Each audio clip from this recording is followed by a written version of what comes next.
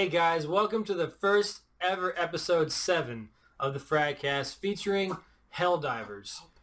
Today I am joined with Adam, Jeff, that guy Jeff, and we have Tim playing the game today. Our mascot, our boy in blue, our water boy. Our water boy. He's special. He just stays in the corner and plays the games. But today we're going to talk about Helldivers. It's a fantastic game. I'll give you a little bit of information on it. Helldivers is actually the Sony Online Entertainment. Yes. There you go. SOE.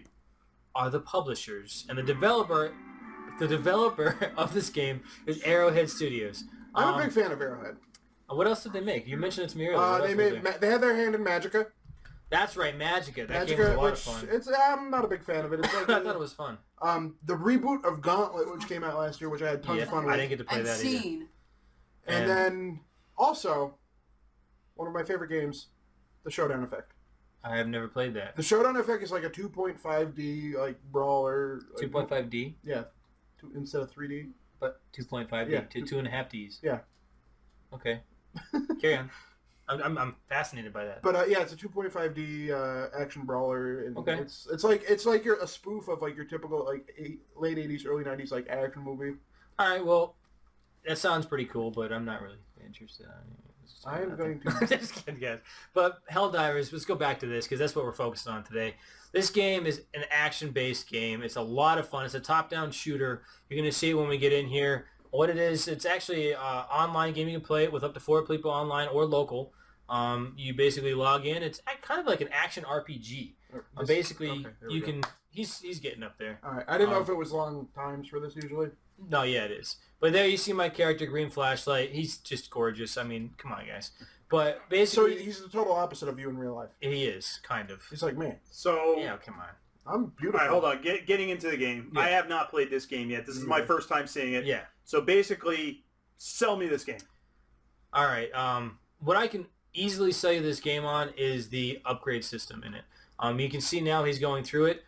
Each weapon you find in this game is upgradable, which I thought was a really cool feature. When I bought this, I didn't know it was going to be like that. I thought it was just the first, you go through and you play through the levels and you basically just kill the hordes of whatever is attacking you, the enemies that are attacking you. I think the one planet I was on, I had spiders or cockroaches or some kind of weird animals attacking me. But you get to upgrade. This guy has a turret. You can put down machine guns. And another really, really cool feature about this game is the fact that you can have accidental deaths. Oh, really? You can call in airdrops and set up certain things, or your turret can literally kill you. You have to dive down in front of your turret while it's shooting. And if you're standing in front of it, it will kill you. Go ahead and start the game up, bud, so they can see what it's like. Do you have to be in front of the turret? Can't you just be on the side of it? No, the turret will actually spin, rotate 360, and shoot anything in the general vicinity. Right.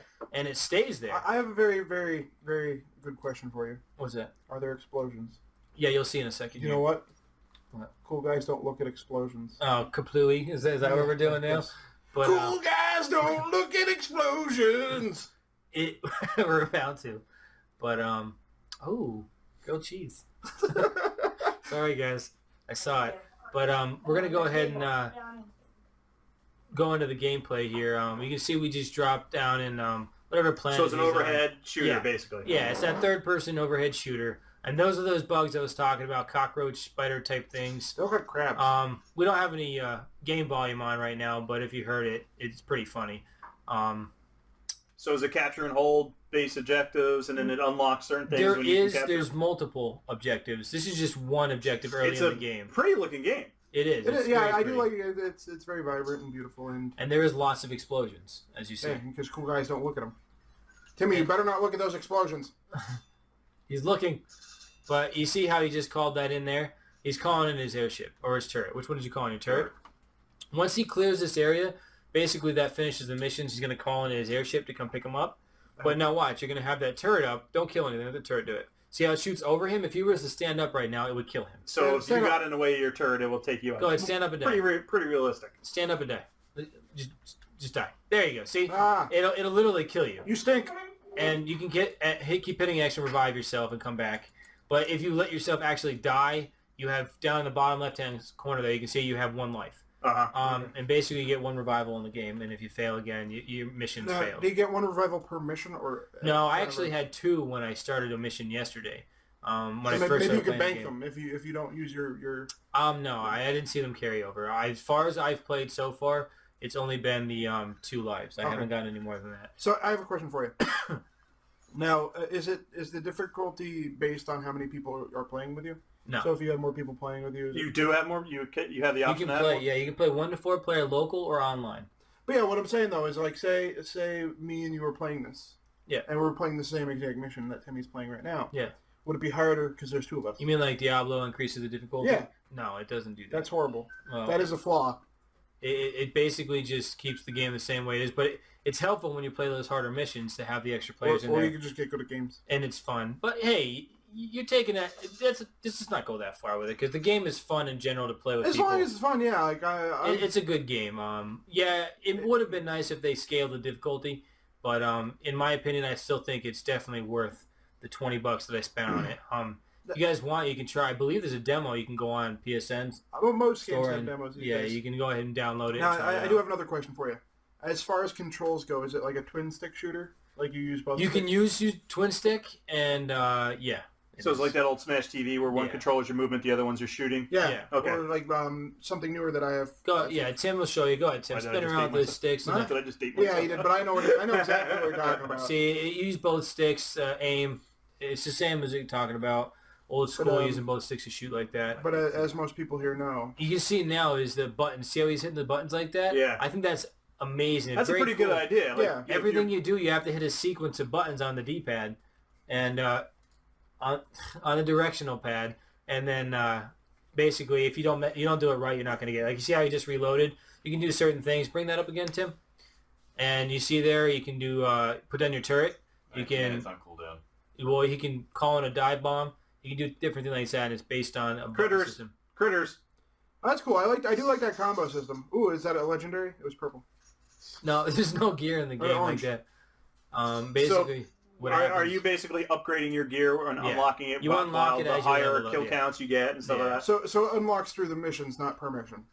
No, as of right now, I have not locked anything per mission. I've only played through maybe 4 missions. Now, there will be an article on this on ReFragNation.com, right? Yes, there will. I'm actually in the process of writing it right now. So speaking of that, what are you going to give this game? If I were to rate this game right now, I'd give it a 4 out of 5. 4 out of 5 I'm frags. interested. I might pick it up. It's a lot of fun. I mean, I've been trying to talk Tim into buying it and playing the game with me because I enjoy it that much. Fantastic game. A lot of fun to play. Like I said, I give it 4 out of 5 frags. The only reason I don't give it the 5 out of 5 is literally because of the difficulty. It felt kind of easy to me. I thought it was a lot of fun that you can kill yourself, you can drop things on yourself, you can blow yourself up, the turret can take you out. The upgrading system, all that stuff is really cool features in this game. It doesn't seem very, very difficult. Well, these Well, beginning this is missions, early. Yes, earlier I mission. understand, but it's meant to introduce you to the game. It's not like Dark Souls like you guys like. It's a game that's going to introduce you by to you the guys, you mean me? 'Cause yeah, you and Tim. You'll see him. We'll talking. discuss that later. Yeah, we're going to discuss Dark Souls later, but this game, like you're going to see here, you So, get your Is this a XP. game where you could pick it up if you have a couple of free minutes, get a mission in? Are the missions very long, or is the save point at each time when you capture an objective or something? So you no, have to just there's jump no and jump save out. points. Well, if you jump out of the mission, you have to restart it. Okay. But you can jump in. He had horrible accuracy there, by the way, guys. I don't know if you saw that. 20%. Come on, Tim. Where are you at? What are you doing? What are you doing? Horrible. But yeah, the game, after you complete the mission, then it saves it for you. You can redo your missions, Okay. gain additional experience. You see, you get your influence there. There's all these different features in the game that allows you to level up, have a lot of fun with it. Actually, I think it got a really good rating if you on PSN store. I think It it's got- 4 stars. Yeah, it got 4.5 out of 5 Oh, stars. Sorry. It's a great game, guys. I highly recommend it. See, And Well, if I that's haven't- really good. The price point is Yeah. there. The replayability is there. So, like, how many hours of gameplay do you think that we're going to get out of this? Oh, That's a very good question. it's not hours. It's actual replay value. You can put as many hours as you want into this, in my opinion. Right. Replay value is very high in my opinion because there's just so much you can do, and you can have fun with your friends playing it. I like to hear that because as somebody that is huge in the indie scene, I play a lot of indie Yeah. games. I don't play that many AAA titles. I play, Bloodborne, Dark Souls 2. Mhm. For some odd reason, I felt obligated to play MLB, which I haven't played a sports game in probably a decade. Yeah. But I play a lot of indie games, and indie games generally have more bang for your buck. They're significantly cheaper.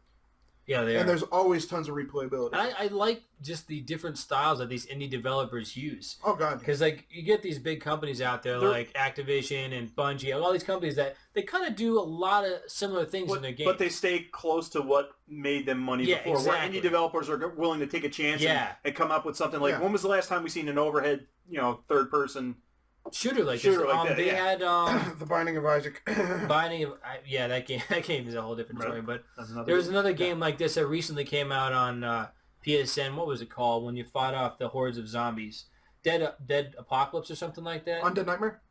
Something. It was something on PSN that was available when PlayStation first came out, right? And PS4. I think it was Undead Nightmare. We do know at E3 of last year, Sony came out. The big thing with PS4 was that they were going to push indie games. Yeah. And that's what, if you go onto the PlayStation Store, there are tons of games available that are very good. And we're going to show another one in another podcast that we're going to do, which we'll leave it for there. But there's a lot of games out there. You don't have to go to the brick and mortar stores to buy a lot of these games. You can get a lot of them online. Does it take up a lot of storage? Was it a quick download? Those are pretty much the final questions I have. And then I'm going to sit there and say, yeah, I would buy it and enjoy it. So based on what you're seeing here, guys, how do you feel about the game? I mean, I've already played it. I've had a hands-on experience. I think it's just a blast to play, but just watching it. Like, right now, seeing that there's the different enemies and stuff like that look pretty cool. Tim's getting bashed around. I didn't think I was supposed to be here. I don't think I'm supposed to be here. I've said that many times. Now you guys are going to see what happens. He's going to be resurrected. He's going to drop down. And Very cool. There he is. So, back to the PlayStation, and this is something we can touch on. We have some time here. One of the big things is why I'm a big fan of Sony right now is, like I said, the big on the indie scene. Mm-hmm. And granted, yes, most indie games that are coming out on PS4, I can also get on PC. But the fact that they are pushing the indie scene makes me very happy. Like No Man's Sky is coming out, I think, October or November. It's a space exploration game. You go and you find different planets. The developers, it's a 4-man development team. Yeah. They actually had to program a bot into their game to explore the universe because they couldn't do it by themselves. Well, when that game comes out, we're definitely going to have to... Guys, we're going to have something up on that, too, because that sounds really interesting. I can't wait for it. It's one of the games that sold me on the PlayStation 4 because they didn't say if it was coming out for PC or not, but it is. I also thoroughly enjoy the indie developing like you guys. The fact that Sony's helping them out so much. Not only does it help give us, the gaming community, these fantastic games that are just, interesting, different, just...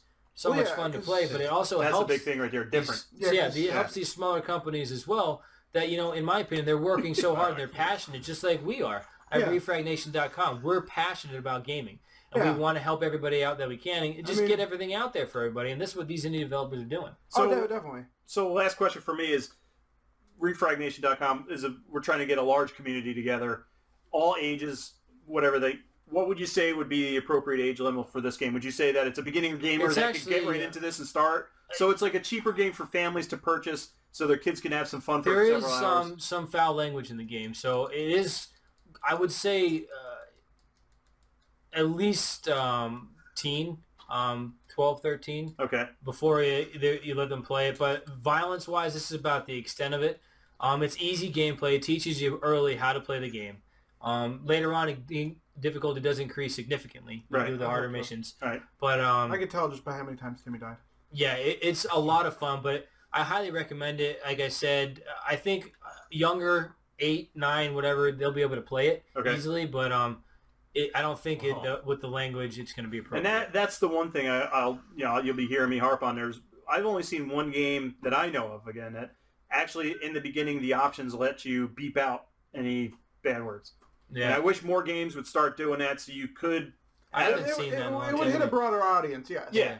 But let's be perfectly honest here. Look at the Call of Duty community. You know what? To be honest, I have not met so many 12-year-old boys that have had relations with my mom. Yeah. Yeah, they got some nasty mouths. That's one big thing. I used to work for GameStop, and I didn't work for GameStop when Call of Duty was out. I worked during the PS2 era. Call of Duty was out, but it wasn't an online community. GameStop, just because he worked for you doesn't mean you can't come with us, man. Exactly. I have no ill will against GameStop. It was one of my favorite jobs, besides this. But parents would come in and their kid, their 10-year-old kid would want to buy a new Mortal Kombat, and she's like, well, is this appropriate? I'm like, not really. I mean, there's lots of blood. It's pretty gory and fatalities and everything. And I'm explaining to her because that was my job, and they try to stick to it back when I worked there. And the mom's like, well, I don't think I should get it from her. I'm like, I agree. I mean, it's pretty gruesome for like a 9-year-old kid. And the kid looks at his mom. He just says, please, and she's like, okay. Really? Yeah. Well, that's going to be a good discussion we're going to have soon, guys. We're going to bring something up, have a roundtable discussion with all of us from the ReFragNation and FRAGCAST. We're all going to get together. That's just another topic for a different time. But as you can see here, we have HELLDIVERS here for you today on PSN. Fantastic game. I gave it 4 out of 5 frags. You're going to see the article up on ReFragNation.com. Make sure to go check that out. A couple of shout-outs I want to give before I hand it over to Adam. Actually, I'm wearing a shirt that I got from my good buddy James with his Triple B Blood Bowl website. Go ahead, check that out, bloodbowlblog.com. Fantastic website, good tabletop site. game, Yep. good guy, good site, just all around, just good. We give it 2 thumbs up on that one. But go check that out. Also, make sure you check out ReFragNation.com. We've been working real hard on that site for you guys. It looks fantastic. Adam's been working harder than me. I'm not going to say anything. He has. It's just the truth. But go check that out, guys. And just remember, we do all this for you guys. All the support you can give us, help us out. That's just more we can do for you. I'm going to hand it off to Adam now, and I want to thank Jeff for being here and Adam being here. And we're going to go ahead and hand it off to him. Well, as always, if you like the video, make sure you hit the like button. If you want to see more in the future, make sure you hit that subscribe button. And once again, you can follow us on Twitter at ReFragNation. Check us out on Patreon if you want to help financially support us at www.patreon.com/ReFragNation. Check out the site at ReFragNation.com. You can also register there. And there are going to be some cool perks coming up on the website for everybody that is registered. True. Yep. Probably within the next week or so. And as always, we hope to see you in the next video. See ya! All right, see you guys.